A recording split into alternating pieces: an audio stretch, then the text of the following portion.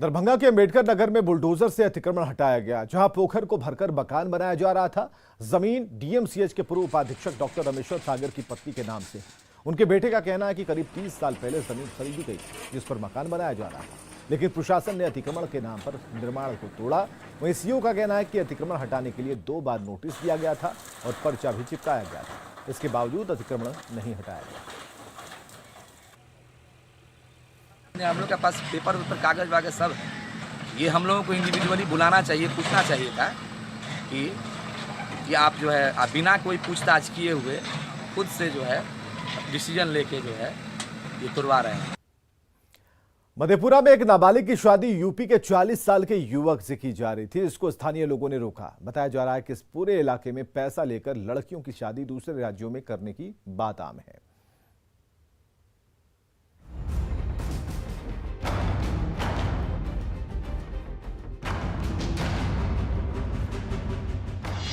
मधेपुरा में मानव तस्करी का खेल।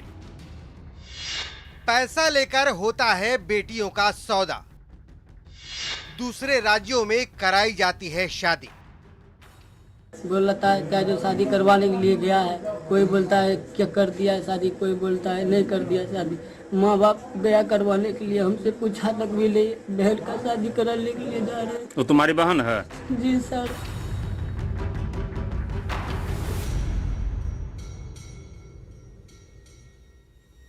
आंखों में आंसू भरकर अपना दर्द बयां करता ये वो बदनसीब भाई है जिसकी नाबालिग बहन की शादी 40 साल के युवक से की जा रही थी।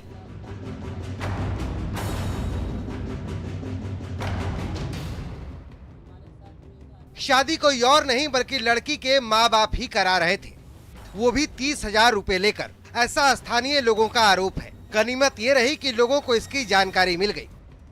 तो वहाँ लड़की के साथ साथ सारे लोग जितने भी सहयोगी थे सबको पकड़ के थाना लाया गया और बाद में ये स्पष्ट हो गया कि नहीं, नाबालिग लड़की की शादी कराई जा रही थी जोर जबरदस्ती। लड़की ने खुद अपना बयान दिया कि हाँ मेरा शादी जो है ये लोग जोर जबरदस्ती कर रहे थे।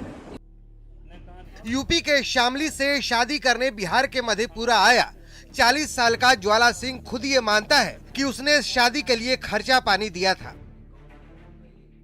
पैसे उससे दिए थे? उसे क्या पैसे उससे ही दिए थे जी, खर्चा पानी के किराया भाड़ा। कितने? 15,000 रुपए जी। उसको जी। अब जरा शादी करा रही दलाल से भी मिल लीजिए। नाम जुलेखा खातून है। खुद जुलेखा की बेटी की शादी भी दूसरे राज्य में हुई है। हालांकि जुलेखा का कहना है कि शादी लड़की के माता पिता की सहमति से हो रही थी। शादी के लिए सब तैयार भए गेल भैया, तो हमरा संग अइले रहता, ये सब चल गए शादी करे के लिए। तो शादी करे के लिए लड़की जब लड़का देखलक वहाँ पर बोले जे उम्र नहीं है, तो कहलके नहीं उम्र से तो नहीं है शादी। स्थानीय लोगों का कहना है कि इस पूरे इलाके में पैसे लेकर शादी कराने वालों का नेटवर्क फैला हुआ है। ये 30,000 से 2 लाख तक लेकर बिहार की बेटियों का सौदा कर देते हैं। स्थानीय लोगों की मदद और बाल विकास परियोजना पदाधिकारी की सक्रियता ने मधेपुरा की एक बेटी को कम उम्र में ही बिकने से बचा लिया। लेकिन अब तक न जाने इस इलाके की कितनी बेटियां दूसरे राज्यों में बेची जा चुकी हैं। न्यूज़ 18 के लिए मधेपुरा से तुरबसु की रिपोर्ट। भागलपुर से बड़ी खबर है। अपराधियों ने दुकानदार को गोली मारी है। भागलपुर से इस वक्त की बड़ी खबर हम आपको बता रहे हैं, जहां दुकानदार को निशाना बनाया अपराधियों ने, उसे गोली मारी गई है। दुकानदार की हालत गंभीर बताई जा रही है।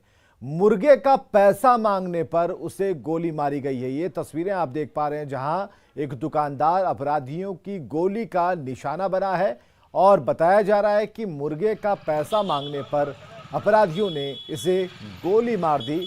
भागलपुर से ये खबर हम आपको दिखा रहे हैं।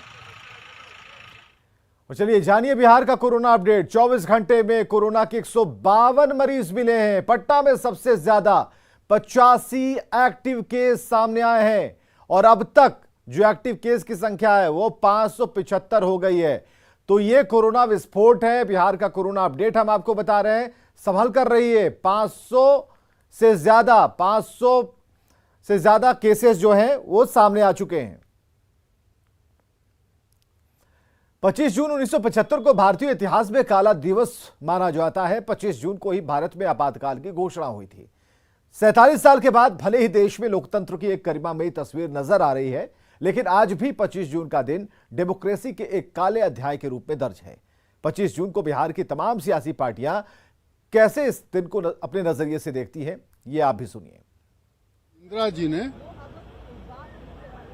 अपनी गलतियों को स्वीकार की थी, वो चैप्टर क्लोज हो गया और वो इमरजेंसी लगना देश के विकास के हित में तो सही था। आपातकाल निश्चित रूप से एक काला अध्याय देश के लिए था और फिर से लोकतंत्र के लिए फिर खतरा ना महसूस हो, कोई खतरा उत्पन्न नहीं करे, उसके रूप में हम लोग कल मनाएंगे। ये जो काला अध्याय और लोकतंत्र के बहुत ही घातक था वो आपातकाल। पूर्व में जो घटना घटित हुई तो हुआ, जो भी घटना घटी पूरे देश दुनिया में चर्चा हुआ, जो भी चर्चा हुआ आप लोगों के सामने था, तो अच्छा दिन तो नहीं ही कहा जाएगा ना। पटना में हिंदुस्तानी अवाम मोर्चा की बैठक हुई। करीब 1 घंटे तक चली बैठक में विधानमंडल के मानसून सत्र में पार्टी की रणनीति पर चर्चा हुई। पार्टी ने माना कि बिहार में नीतीश कुमार के नेतृत्व में एनडीए की सरकार बेहतर तरीके से चल रही है। मीटिंग में देश और बिहार के राजनीतिक हालात पर भी चर्चा हुई। नेता प्रतिपक्ष तेजस्वी यादव ने पटना सिटी के मित्तन घाट खानकाह पहुंचे और ख्वाजा अहमद हुसैन की उर्स में शामिल हुए। तेजस्वी ने बिहार के लोगों से भाईचारा बनाए रखने की अपील की। उन्होंने कहा कि लालू जी भी इस खानकाह पर आते थे और मौका मिलने पर वे भी यहां पहुंचते हैं।